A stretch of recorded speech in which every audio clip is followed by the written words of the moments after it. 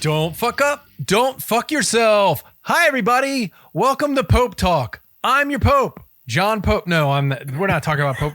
Welcome to the Root Cooking School podcast. I'm your host, John Hauser III, and with me is the Pope of Texas, Soren. My last name's hard, so I'll just keep it short. Oh, you can say I'm all about brevity. Come on. There's a new Pope today, and he's from Chicago, which now there's a Chicago Pope, which, makes the existence of a New York style Pope and a tavern Pope and a California tavern style Pope. Yeah. With a complicated box. Yeah. What am I missing here? The New Hampshire Pope. What's the one up north that? New Haven. Like, New Haven. Yeah. Fucking coal-fired Pope. Yeah, we get it. Fucking New Haven. I can't. I've had New Haven style before, and it's called really that's called the Pope. Yeah. Man, if they'd have really so they didn't pick the guy that everybody wanted, whose name actually had the word pizza in it. Oh yeah, Pizza Bola. Yeah. Hey, I'm a Pizza Bola. It's like, oh, I feel like that's a little on the nose, honestly. Yeah, I think they're like, we can't do that. It's too many. We're gonna get too much shit. It's a little more idiocracy than they're leaning to, Yeah, he was very, and he was Italian too, I think. I mean, with a name like Pizza Boli's, it sounds like it. That's a local joke because there's a literal place called Pizza Boli's here. And every time I see his name, I was like, oh, Pope Pizza Boli, but it didn't happen. But yeah, whatever. Fuck, who gives a shit? How you been? Oh, been good. Just busy at the day job kind of stuff.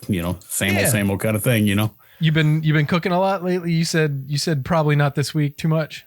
Well, yeah, we've been ordering in a bit this week, but it's been. Working in education is a bit of a chore close to the end of the school year. So it's kind of you kind of don't really have it left in you when you get home. So, yeah. Okay. Well, what are you doing for takeout? For I guess Sunday night, my birthday was Monday, but Sunday night, Happy birthday again. Thanks. We ordered Thai food. I've just been on a tangent with Thai food lately. I don't know why, but, I've been dabbling into different dishes that I hadn't tried before and found a new favorite, which I've done twice now. What is it? So it's called Yam Woon Sen. Okay. It's glass noodles and like shrimp and minced chicken and vegetables in a lime chili sauce. Oh, hell yeah. And it's basically almost like a hot noodle salad, but it's so good. Oh yeah. That sounds really good. Yeah, I love, and it's super light. So. Yeah, I love like that limey, spicy dressing stuff that you get a lot of times with some Thai food. Mm-hmm. Like, holy shit, that's such a good compliment to like all the meat and the fat and all the stuff, and the acid is definitely a help there. Yeah. What else? I just had to swing off of curry for a minute. So Yeah, no, I do the same thing. We get into, not ruts, but you get into like things that you're just really into for a while and then just kind of run that into the ground. And you're like, all right, next thing. And then I'll see you in 2 months, Indian food, Yeah. Yeah. That's the one that I've had Indian food exactly like 3 times. Oh, really? And yeah, it's just where I live, being in the Dallas Fort Worth area. I live south of Dallas. So the diversity down in this part of the area is not as broad as it is like up in Dallas and North Dallas. So it's not exactly something you run across on every corner. Huh. So it's just been one of those things where when we found ourselves around someplace we could try, then we tried it. But I enjoyed it a lot. I just only had it a couple times, but it was really good. Yeah. There was a point like a few months ago where I was cooking Indian food like twice a week. We were just obsessed with just trying new stuff, and I was getting down, different curries and spice mixtures, and it's a lot of fun to cook. It's relatively easy to cook. You just got to have the spices and stuff. It's just like anything else.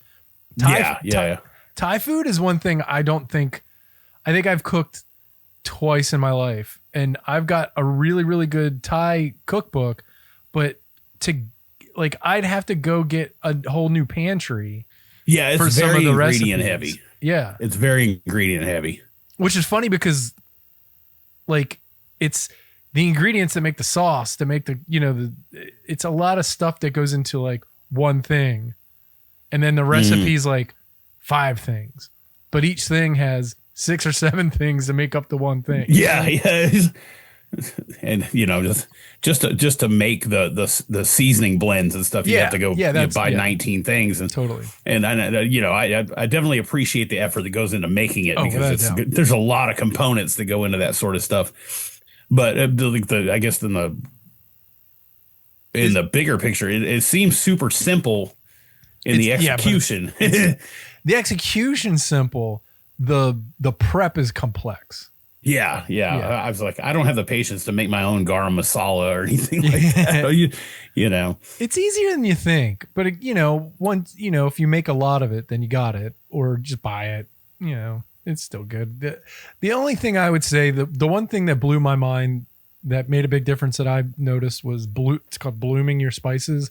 Yeah. When you toast it in ghee or some oil, and it opens up the all the oil soluble flavors come out and stuff, and that actually makes a real big difference. And it was kind of like, oh shit, that's why they tell you to do that all the time.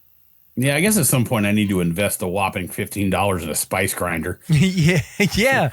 No, we got one off of I don't know, Amazon or something.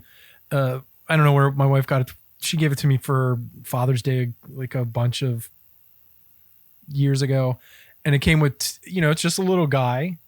And then it has 2 blade units. One's for chopping. It's got 4 blades, and one's for grinding, and it's got 2 blades, like a coffee grinder blade. That's what I used to use spices and shit. Back in the day. I had a coffee grinder that I'd use for that, but I think I killed it. Yeah, I killed my wife's coffee grinder, and there was a point where I was like, okay, I got to stop. I had to stop using it because all the spices would still smell like coffee, even though I'd cleaned the shit out of it. Or the coffee would start smelling like spices. And she was like, I'll just get you the grinder. And I was like, okay.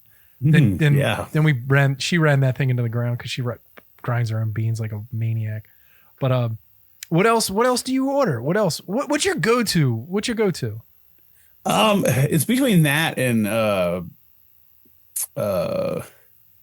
we have a really decent kind of American Chinese takeout place that we had. That's what we had last night. That's probably what I'm having tonight too, because I had leftovers. Nice.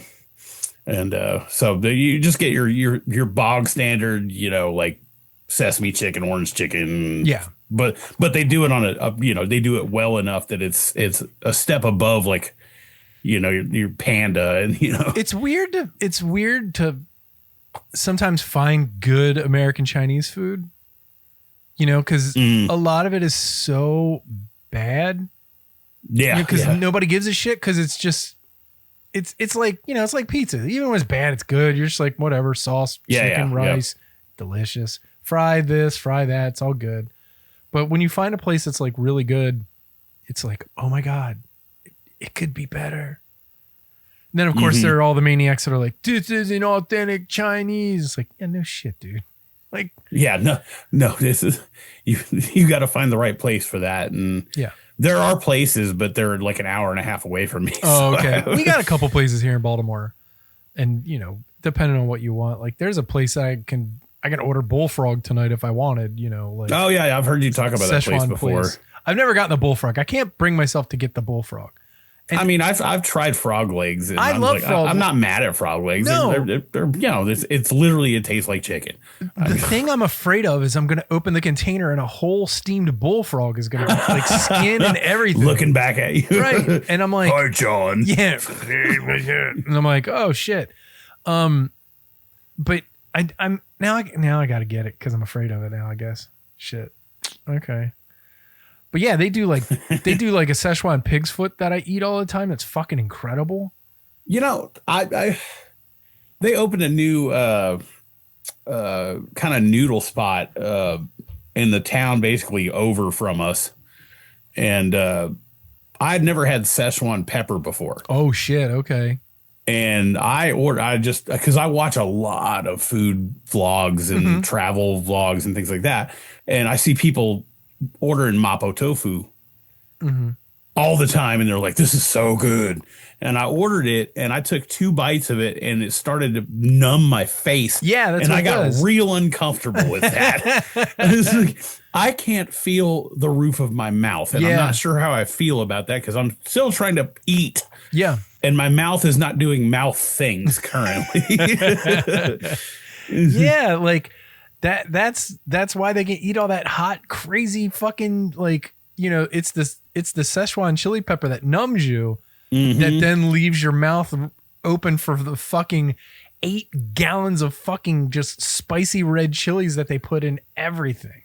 Yeah, and it lit up my sinuses and then it set in on my tongue and I was like, who plugged in my tongue? Yeah. It's like, brrr. And I was like, Yeah.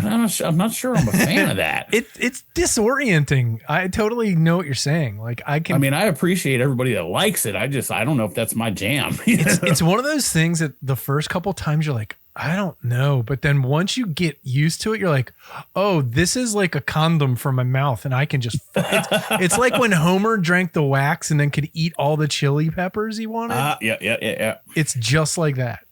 Okay. I may have to revisit that and use that method to just eat increasingly spicy things and see what happens. I mean, Szechuan shit can get really, really hot. Like, and I learned that real though, quick. right? Oh yeah, I love hot stuff. Yeah. But the numbing effect was like way different than I'm used to. Yeah. Because you're used to hot and like intense, like burning. Yeah, that's like tongue and sinuses and stuff. This just like turns your mouth into like a 9-volt battery. Yeah, it's almost like a trip to the dentist. Yeah, it was bizarre, and I was like, huh. That's awesome. I've been grilling a lot because it's just grilling season. As soon as it gets even remotely warm. I mean, I've been grilling now for like the last 2 months, month and a half. Where are we at? Yeah, last 2 months. And it wasn't no different this week. I've just bunch of burgers and T-bone steaks and pork tenderloins. And then, you know, like I had people over on Saturday and just made a bunch of burgers and grilled vegetables as a, you know, like a grilled veg med kind of deal. Sure. We've really been getting into pork tenderloins. Just, you know, sort of either out of the package with a flavor, you know, you can buy them already pre-brined. Yeah. Oh yeah. No, those are in regular rotation here. Yeah. Do y'all have Aldi's there? Yeah. There's one right up street. So Aldi, I hated on Aldi for the longest time. It was like, oh, why are you buying this off-brand everything? And I realized, no, it's actually pretty great, and it's about half the price. But they have the pork tenderloins that they do in different marinades and stuff. You can buy prepackaged, like you're talking about, and they're like $6. Yeah, and they're great. Yeah, I mean, and the pre-brine ones are nice, and I've bought them, you know, just at like BJ's or whatever, where you get like a pack of 2 or 3. And then, you know, dry brine them and shit and rub and all that stuff myself. And they're great. But there's something about the ones that just sit around in their fucking brine. They're just swimming in it. Yeah, for like a fucking week. And then they're so tender when you, like, you'd have to be hard pressed to really overcook one of those things. Sure. Yeah. I mean, because I've absolutely hammered them before and they're still tender. I mean, they might not be the juiciest thing ever, but, you know, I've gone way over because I tend to pull, because I usually just, either I throw it on the grill or I just chuck it in the oven if I'm lazy and just cook it through to about 135 and then I pull it and rest it. That's where I pull them, at 135. Yeah. Because I don't like it drying out if I can help it. But yeah, I mean, it was like I've done them up to 150 and they still eat great. Yeah. So I had one. We just had, you know, pork tenderloin with whatever sides I made that night. And then we had it just sitting around. And then I decided to make sandwiches with it. And then kind of went with like a porchetta deal. So got some bolillo rolls, you know, just like those fucking really. Oh yeah. Yeah. Yeah, you would fucking know. And in Texas, they're 4 for $1. yeah. And cut that in half. I did pesto mayo on both sides. Oh, hell yeah. Then thinly sliced pork tenderloin on the bottom, the fresh mozzarella on top. The stuff that's in the ball that's like mushy. Yeah. And then I'd taken and sauteed broccolini and then added some pesto to that and then chopped that all up and then put that on top of before I'd put that on, I put it under a broiler and broiled the cheese and the bread to warm up the pork tenderloin as well. And then when it came out, I ate it with the hot broccolini and then just cut it in half and then we ate that like that. And that sounds fantastic. Awesome. Yeah. It was I did a riff on Cubano like that once with the same kind of, I had the pork tenderloin. I just cut it real thin. And then I had some ham, and so I did the tenderloin and some ham and just pickles and mustard and cheese and same kind of thing. But it was just like ersatz, like Cubano, stuff that I had in the fridge, Yeah, it was great. We went out to eat last Friday, and my wife had a very bad Cubano. I was like, motherfucker! Like they just had it on bread that was like soggy, like it's supposed to be like pressed, like yeah. It was the best one I ever had was in San Juan, Puerto Rico. Well, yeah, of course. It was the last meal we had before we left. It sounds awesome. Yep. But yeah, and then, I did fucking ruin some steaks this week. I made 2 big old T-bones that I bought and I fucking just ruined them. I'm still getting used to this thermometer that my wife gave me that I can like check my phone. And is that the one I recommended? Did you recommend it to her? No, you were on Facebook, and you were talking about Christmas gifts and stuff. But it's the Inkbird. No, it wasn't that. Oh, okay. This one's called ThermoPro Barbecue. ThermoPro. Oh, ThermoPro. Yeah. I mean, this isn't like I'm not throwing them under the bus. I'm just not used to the thing yet. Yeah. It's got 4 sections where you can have 4 thermometers at once, which I don't know why. Yeah, I've got one of those too. Why I don't know why you'd really ever need one of those. Maybe 2, but I guess if you got a bunch of things on the grill at once, I get it. Yeah, I've done it with all 4 when I'm ripping like a big cook. I've used all 4 probes, but it's not often that happens. I have an instant read that I use religiously, but yeah, I think maybe I just programmed it wrong or just hit the wrong button. And the damn steaks, I normally pull steaks at like 125. I think this went to 1. I don't even. They were fucked up. So they're basically like medium. Like they were a little above medium. I was like, God damn it. So it could be worse. Yeah, I was. They're fucking so expensive. I was so mad. Yeah, no shit. Then I just had to be like, I was just like, you know what? I can't do anything about this. Crosby doesn't give a fuck. He's like, meat. It's fucking just put it in my mouth. My wife was just like, just don't get mad about it. It's cool. And I was like, all right, I'm not gonna be a dick and fucking let it ruin my knife. Though, it's frustrating when you drop a bunch of coin on a piece of meat and and hammer it. It's also the thing where it's like, I still fucking do this, motherfucker. Like, son of a bitch. Like, I only had a couple things to fucking grill. Damn if I didn't fuck it up. But yeah. Then last night, Crosby and I just sliced it thin, threw it on the rest of those boillo rolls, and we just had it the same way, except we didn't put the broccolini on it. We just did red onion steak, mozzarella cheese, lettuce, and then the pesto mayonnaise because he's like, that was amazing. And I was like, all right. So then we just kind of had like cheesesteak sandwiches basically. Sounds all right to me. Yeah, it was great. Yeah. And he's a weird maniac about like he loves tomatoes.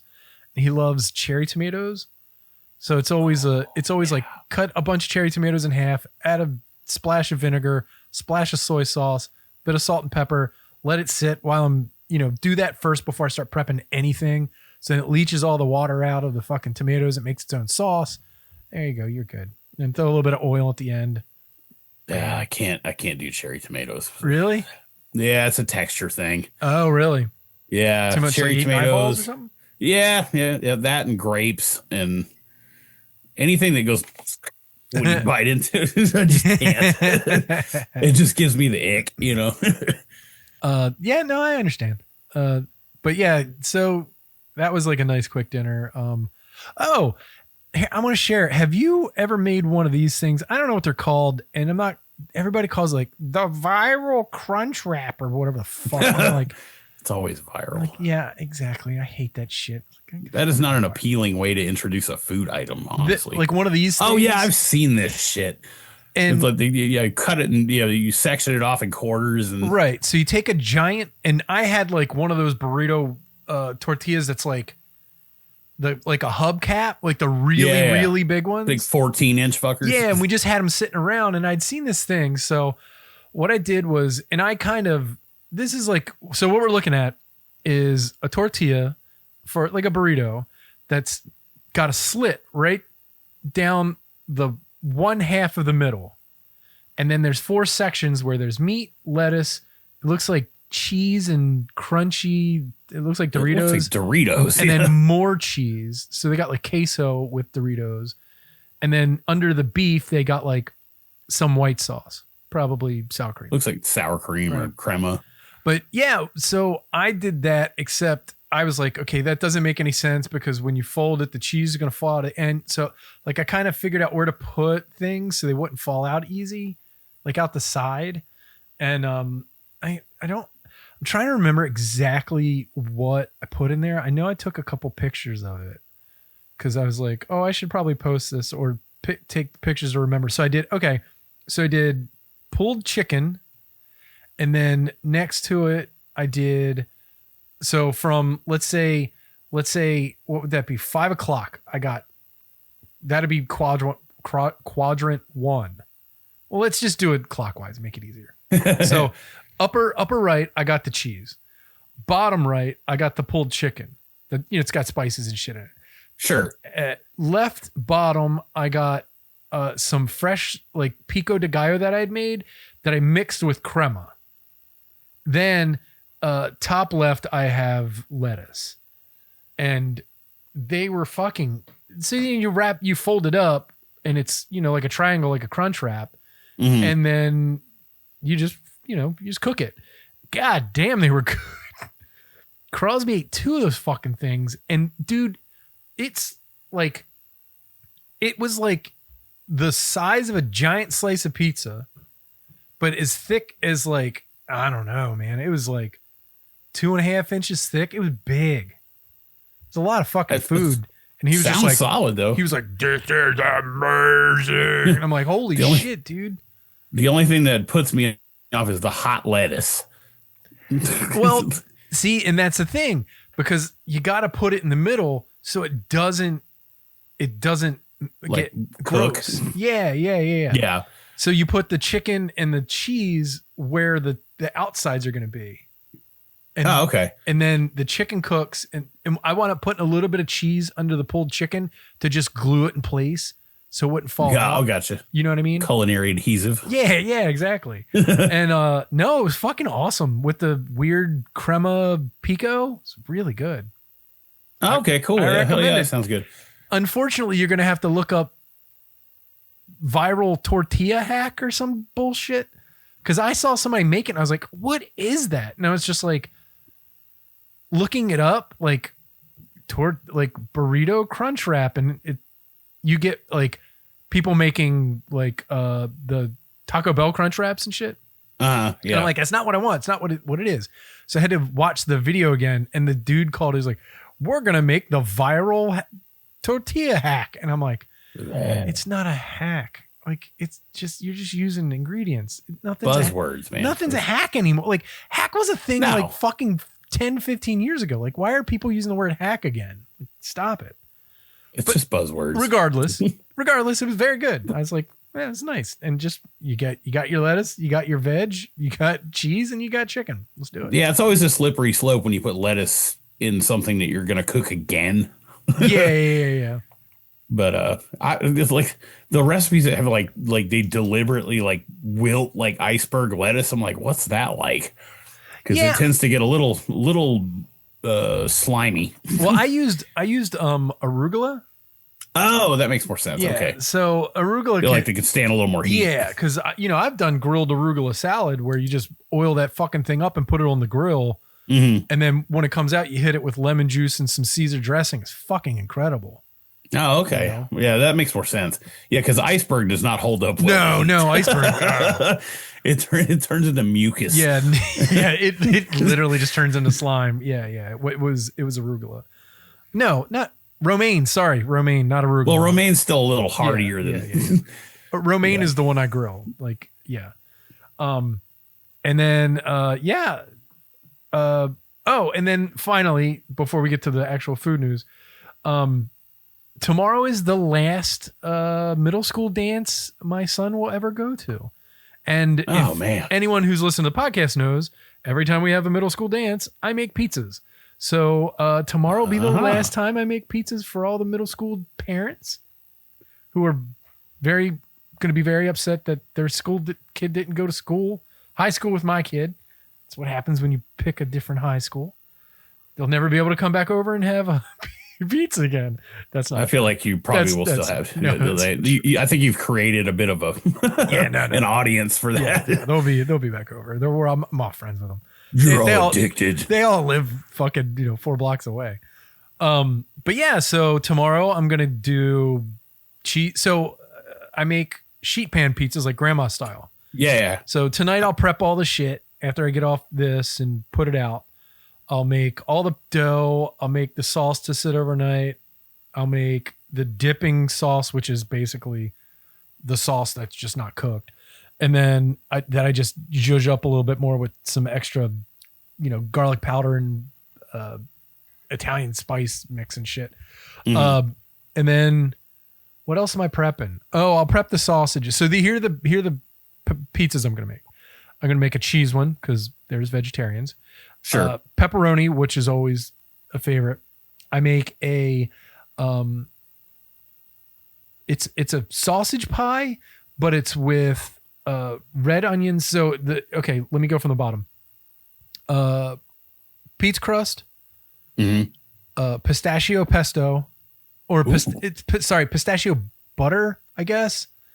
Pistachio butter, and then mozzarella. I do 2 kinds. I do a dry, low moisture mozz, and then a smoked kind of semi-fresh mozz.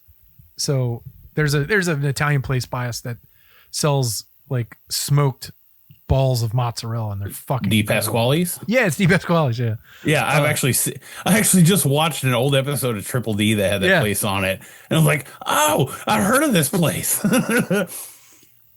It's like, Tyler talks about it all the time. They've been on twice now because actually he hasn't been to their new place yet. He was on again right before they moved. They were in the process of getting ready to move. But at the old place, it was so small. Like, I don't know if you could tell. You can kind of tell. Oh, yeah. It looked tight. Yeah, it's real tight. It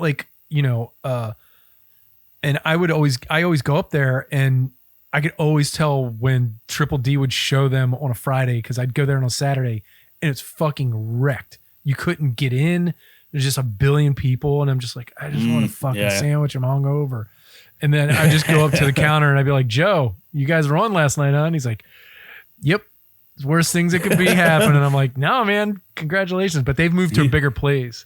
Okay. So we're out of everything. Yeah, but you can buy, really nice sticks of mozzarella and just take it to the meat department and they'll slice it for you. So they'll slice it and just put it in a container for you. You can just be like, okay, I want it a little thick, a little thin. They'll give it to you. Sure, Is that good? But nobody does that shit where you just buy a stick of pepperoni and they'd cut it for you. It's fucking awesome. I've kind of vowed that if I ever make my way to Baltimore, I want to go to that place. Oh yeah, dude. The porchetta sandwich is what I base my fucking pork tenderloin sandwich on. They got for reals porchetta that they fry crispy and they put it down, and then it's cheese, and then I think they use broccoli rabe, so it's really bitter. And then some sort of sauce. It's so fucking good. It's a really decadent sandwich. Dude, I would smear that on my face, neck, and chest. Their meatball sub is as big as your head. and it's like a catcher's mitt full of giant fucking meatballs and cheese and sauce. It's amazing. Yeah, don't come on, talking up. dirty. Yeah, dude. But you know, they make their own breads. They make their own sausages. So you know, she got some Italian sausage that I chop up. So yeah, it's the back to the thing. It's the pizza sauce. I mean, the pizza crust, pistachio butter, which is basically put pistachios in a blender with olive oil, garlic, and salt, and some pepper, and then just blitz it until it's a paste. There you go. If it's if it's a little too grainy, add more olive oil. It's almost like a pistachio hummus. Yeah, pretty much. And then it just becomes your sauce, then the cheese, and then the pre-cooked, very lightly cooked, so it's just cooked through, sausage, and then red onion on top, and then, you know, 500-degree oven in for whenever everything kind of seems like it's set, and then hit it on the broiler for a minute or whatever until everything starts to get a little brown on the edges, and pull it. So pepperoni cheese, that guy, and then a lemon pizza where it's just literally the crust, olive oil and garlic, cheese, and then thinly sliced lemon whole. So it's like a whole lemon that peel and all. Yeah.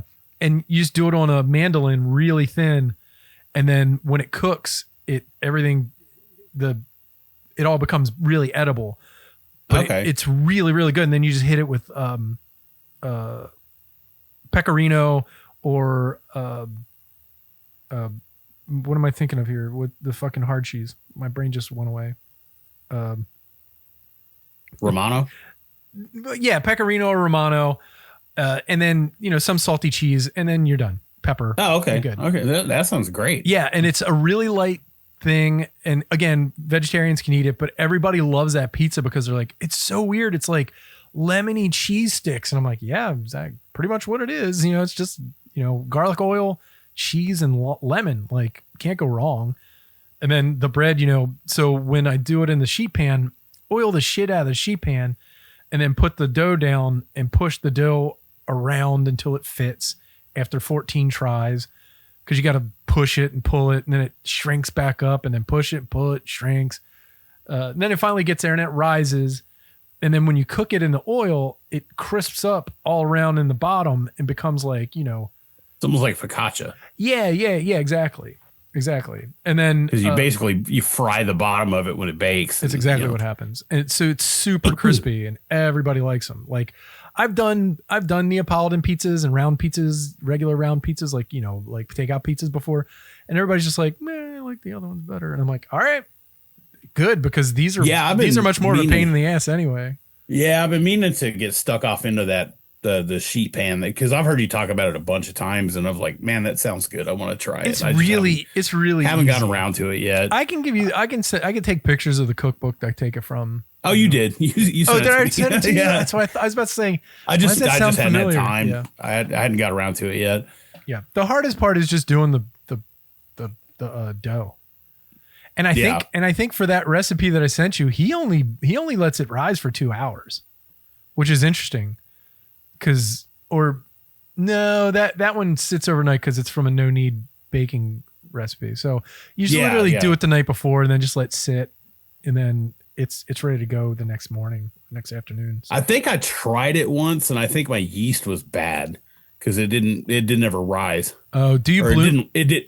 Yeah, I bloomed it, but it just didn't get any volume. It just, you know, I think my yeast was dead, or you know, that's frustrating. Yeah, it's annoying, but at least it was 50 cents worth of ingredients. you know? Totally. All right, let's get into some food news. Let me see. We don't have a zillion years to talk about things. So, well, let's talk about lemons, since we were just talking about lemons. All right. You're familiar with Utz potato chips, yeah? I am indeed. Yes, okay. We have them down here. Okay, so they make their way, because I never know I don't know what the. Oh yeah, no, we got the giant beer barrels of cheese balls and everything at Costco, and so yeah, they're pretty prevalent around here too. So potato chip maker Utz Brands has linked with Alex's Lemonade Stand Foundation, a charity for childhood cancer research, to release a limited edition lemonade flavored potato chip. I mean, Tangy? I love salt and vinegar chips. Yeah, no, that's what I was thinking. Definitely give those a try. Tangy, salty, and crispy. It was designed to satisfy lifelong Utz fans with those and those with adventurous palates. So, what were you saying? I'm sorry. Oh no, I'd definitely try them. I love salt and vinegar chips, so I'm down for a kind of sweet, salty potato situation. 100%. It's interesting because they don't talk about salt. So let's see. Sweet. Yeah, they're just saying it's just in time for summer. Classic potato chip crunch. Blah blah blah. The release also aligns with the brand's commitment to supporting charitable causes. For each bag sold, Utz plans to donation a portion to Alex's Lemonade Stand, up to $25,000. That's nice. You can find his limited edition flavor in 7.75 ounce bags through August online at Utz Snacks, in 2 family size options at major retailers nationwide. Okay, so that's good. You don't have to just get them off the internet. So yeah, because normally those go away real fast. Yeah, I'll definitely try one of these. They sound weird. I'm with you though. Like I would like a little bit of sugar in that. I think that would be nice. Yeah, because with the citrus having just a little bit of sweet, right? Kind of, it's almost like the ketchup chips, right? And also for those of you that are like, sugar on a potato chip. If you've ever had barbecue fucking potato chips, let me tell you something. Yeah. Yeah, pretty much any brand. Yeah, so those are interesting. I have a really long story here that I'm just going to summarize basically. So, all right. Researchers from the University of Sydney recently published a study in the Journal of Nature Communications that showed countries with the highest consumption of plant-based protein tended to have the longest life expectancies. Although the study specifically highlights sources like beans, lentils, and tofu, this data bodes well for companies like Simply Good by AlgaeCore Technologies, where if you want to start eating smoked salmon made of an entirely different thing than fish, you can do it. So in April, the brand released a statement explaining that it is advancing the commercial production of its plant-based smoked salmon made of highly nutritious spirulina, thanks to a brand new $4 million round of funding. If you're wondering what the hell is spirulina, the company explains on the website that, simply put, spirulina is an algae. It's one of the most nutrient-dense plant-based sources of protein on the planet. And are you familiar with spirulina? I've heard of it. I knew it was. I've seen it. Talking about like nutritional things and like particularly like vegetarian. Yeah, and it's like my understanding of spirulina's options. Blue green, right? It's the blue green algae. So like this stuff I'm looking at is orange. Like it looks like smoked salmon. So science. yeah. I mean, well, I'm sure they'll explain it. I think they do. Yeah, beyond locks. Okay, here we go. And we bet that you have one more question. Hey, what is that? That goes something like, if this is salmon, how is it made from blue-green algae? Well, the company has an explanation for that. It noted that it decolorizes spirulina by separating the green chlorophyll. You're not going to do it? Okay, I'll do it. Chlorophyll, more like borophyll. But don't worry, it still uses it. Rich in antioxidants and micronutrients, this high-value side stream is redirected into supplements or as a natural food coloring. That's wild. So they split the color out of the good stuff and then put it back into the spirulina. Science. Yeah. Yeah, you're going to be growing fucking titties on your neck or something. Why do I have a tentacle? Yeah. Yeah, exactly. The salmon replica's pale pink hue is expressed through the remaining carotenoid pigment naturally presented in the spirulina. So same thing that makes carrots orange. Yeah, exactly. Keratin. Then it mimics the texture by consolidating the remainder of the spirulina's mass into, quote, high moisture texturized vegetable protein. The result is a silky as fibrous structure with a analog presenting the same natural glossy finish as smoked salmon. It looks good. I'm fucking willing to try it. I mean, same here, but I've also I've experienced TVP and like egg rolls and stuff, and it was not great. Texturally, it was kind of unpleasant. I like TVP if people know how to use it. That's the problem. Like if people know how to use tofu and cook with it, like people are always like, tofu sucks. I'm like, have you had it cooked nicely? Like, yeah, tofu's really a vehicle for flavor. Exactly. It's all it is. Yeah. And you can treat it in different ways and get great texture out of it too. It's just all about how you cook it. Yeah. And then what he was talking about, TVP, is texturized vegetable protein, right? Mm-hmm. Yeah. Yep. So, and it's just sort of like the proto Beyond Meat kind of thing. Yeah. You can buy it dry and then basically rehydrate it in some sort of marinade, and it tastes fine. It's a vehicle for flavor, but you also got to soak it till it's not hard and grainy. And I mean, I've had it before where it's bad. It's really bad. Mm-hmm. It's kind of a fine line. It's either like too toothsome or it's mushy. Yeah. Which oatmeal mushy. Yes. There's the other hand where you can soak it too long or in too much stuff. Yeah. So, but I get it. They're trying to, they're saying overfishing and all that stuff, and that they don't give a shit about that. They're trying to make money. They're a science company. Sure. Yeah. So, the way they make it though, is they're saying there's no 3D printers or crazy, so I'm sure they just make a tube of it and then probably slice it thin. The only thing I would say is, like, I'm willing to try it, but don't try to, like, this is the problem with a lot of these things. They try to sell them for as much or more than the actual, like, smoked salmon's expensive, right? Mm-hmm. If you're not doing it yourself, it's all, by the way, I highly recommend you smoke your own salmon. It's really easy. It's not hard. No, cold smoking salmon's even lox isn't hard, like cured salmon. It's super simple. It's just time. That's the one thing I tell everybody to make is lox. But like, you can do the whole fucking smoke it in a box Alton Brown thing. It works perfectly fine. You throw the box away when you're done.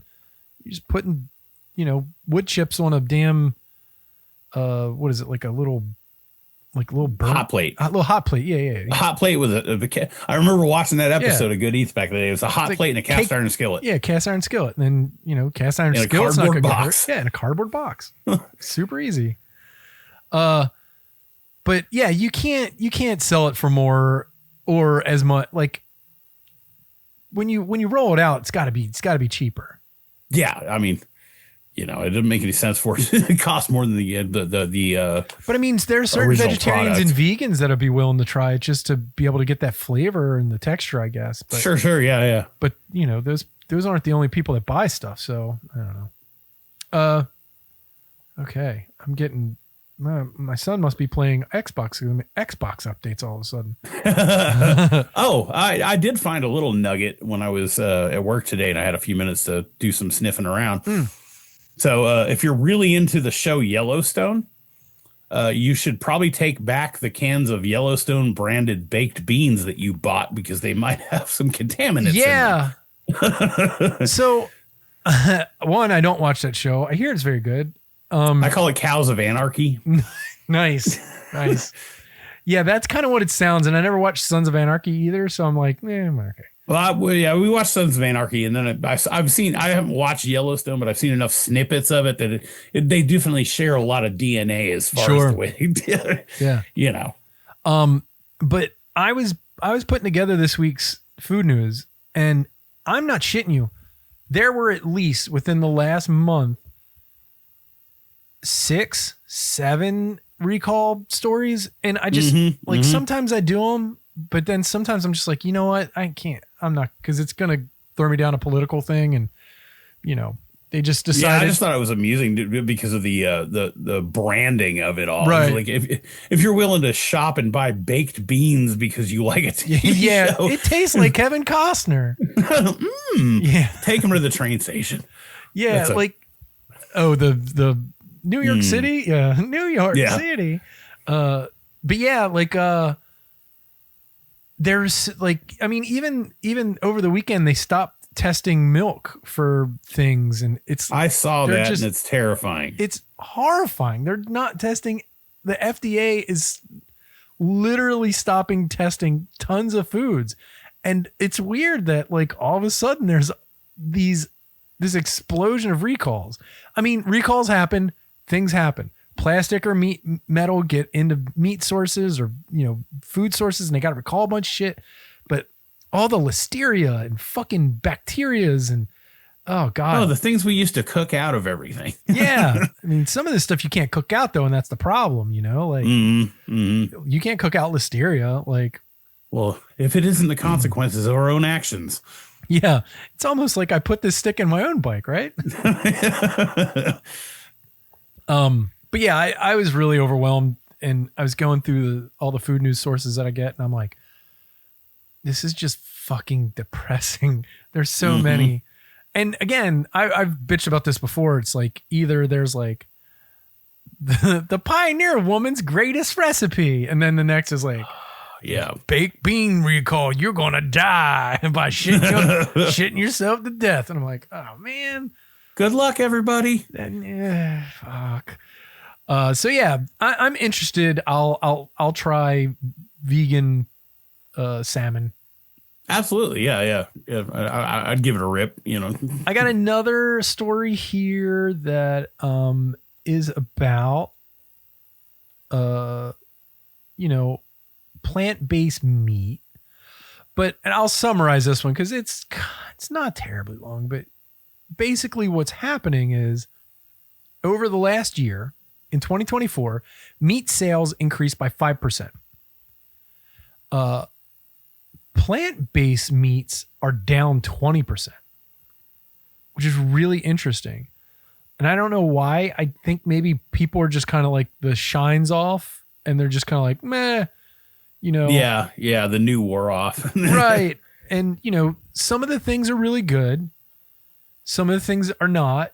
Like one thing that we use all the time is veggie, like the do we like the Beyond Meat ones or I don't remember. I think it was the Impossible sausage one. That's the one. It's the Impossible. I've heard you talk about it before. Yeah. So we do the sausage for breakfast sometimes, and it's a very serviceable, better, healthier version than, fatty pork, right? Maybe. I don't know. The long-term tests aren't in yet, I guess. But one thing that we really do like that we do a lot on our Meatless Mondays is Leanna will cook their chorizo with potatoes and have like chorizo con papas tacos. Yeah. With all the onions and fucking salsa verde you can stomach. It's great. And that kind of stuff I love. I did. So last week when I had friends over for what the hell did I make? Oh, I just made a bunch of hot dogs. And a friend brought one of Crosby's friends over and she's a vegetarian. So I was like, oh, I'll get veggie dogs. And I was like, oh, Ballpark makes some. Fuck it. Let's try them. They were terrible. They were like 1992 veggie dog terrible. And I was like, man, oh, wow. I should have gotten fucking, I think Impossible makes a dog or maybe one of them makes a dog. Beyond definitely makes a sausage. Right? Yeah. I haven't seen the hot dog facsimiles, at least down where I live. I think it's hard to make,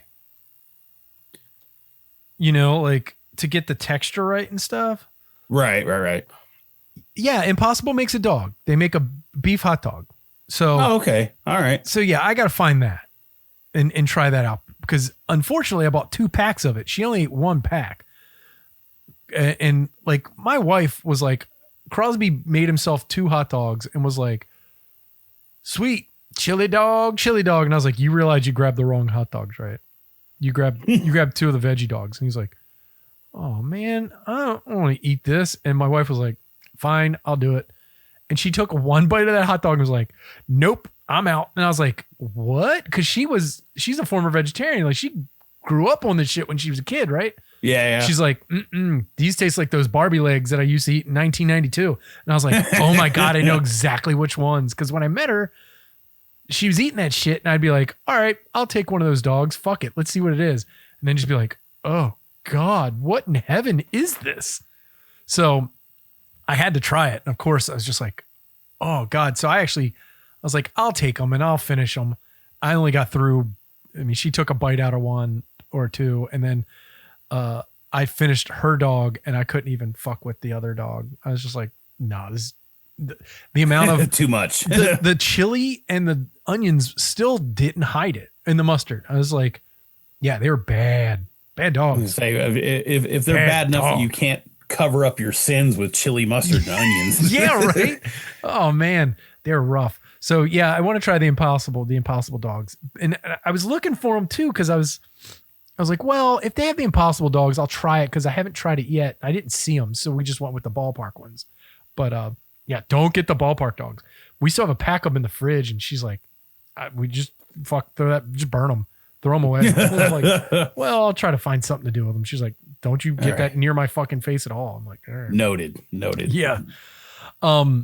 So yeah, the whole thing's just like, they did a study and a lot of people are down on it. And, but it's the whole thing, like the stuff that's like really, successful. And I agree with this too. Chicken nuggets, chicken patties, anything that's breaded and, you can kind of fry it. Like I love chick patties or chick nuggets, vegetarian versions of those, breakfast sausage. Those are successful, but the other things people have a problem with, like the texture or the moisture levels in the product, that kind of thing, like meatballs and shit. And, and the other thing, they're just like, there's not enough umami. Like it's not savory enough for people who are like, yeah, it's worth me just eating this all the time instead of actual meat. So they're just failing there. And I'm sure it's going to get better. It's so much better than when I was growing up, because I had vegetarian friends and I'd be like, fine, fucking eat one of these things. And yeah, mainly talk about Leanna. She was like one of the first vegetarian friends I ever met. But yeah, so super weird. Okay, and then we're gonna end on this. All right. Okay, here, I'll let you read the headline. Hold on. Oh boy. And here we go.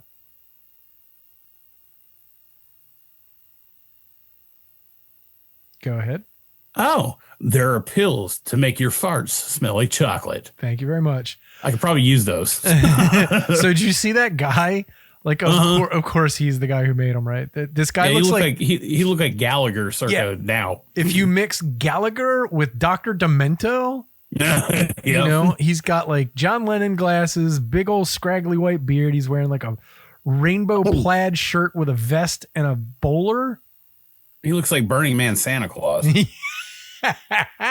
Yeah, exactly. So let's see. Christian Poncheval, he has created a pill designed to mask the smell of your farts. Poncheval is an eccentric French 75-year-old. You don't say. Yeah, exactly. He created Pilu Pet, which loosely translates to fart pills, in 2007. Took him all day to think of that. Yeah, some of the poot scents he offers are chocolate, ginger, and rose. Apparently, the idea came after one fateful night where he was out to dinner with his friends, and he had consumed so much food that he couldn't help but let one rip. We're looking at the world through rose-colored asses. Yeah, rose-colored gases. Fortunately, he has already had a background in homeopathic remedies. Okay, that's a good way of saying these don't work. After 3 months of tests assisted by a science lab, Poncheval figured out how to make the right formula for fragrant flatulence. According to his website, he uses 100% natural ingredients and actual cocoa in the chocolate pills, though he offers little specifics. So like sawdust and horse hair and shit. Based on a 2015 interview with The Verge, some include vegetable carbon and fennel. So vegetable carbon is just burnt up fucking black carbon. Yeah, this is and fennel. It's charcoal. Okay, fennel. The site, however, does say the pills are verified for human consumption by the FDA and France's Directorate General for Competition of Policy and Consumer Affairs and Fraud Protection. Jesus Christ, the DGCCRF. I prefer the FDA. Skepticism aside, a February 3rd Facebook post shows that Pilou Pet still sells chocolate-scented fart pills, so he must be on to something. So, do they work? Some people have tried them. One thing to consider is the site recommends taking 2 to 6 capsules a day with food. People took them over 2 weeks. Her farts completely disappeared rather than produce a chocolatey aroma. The person that was trying them out. And then other people said that they do not work. So whatever. The pills start at $20.84 with a discount on multiples. I don't know how many's in a container, but that'd be a real weird focus group. Yeah.